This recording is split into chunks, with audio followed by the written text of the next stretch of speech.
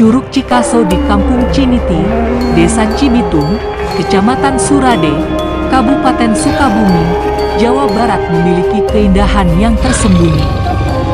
Air terjun Cikaso juga salah satu tempat angker di Sukabumi karena sering dikaitkan dengan legenda Nyi Blorong yang semakin menambah suasana mistis di sekitar air terjun ini.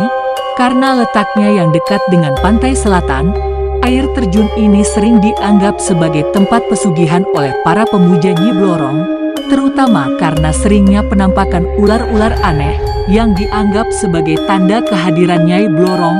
Nyai Blorong menurut legenda Indonesia adalah sosok wanita cantik, bertubuh manusia dari pinggang ke atas, dan berwujud ular dari pinggang ke bawah. Dipercayai Nyai Blorong adalah panglima dari penguasa keraton Pantai Selatan, Ratu Kidul.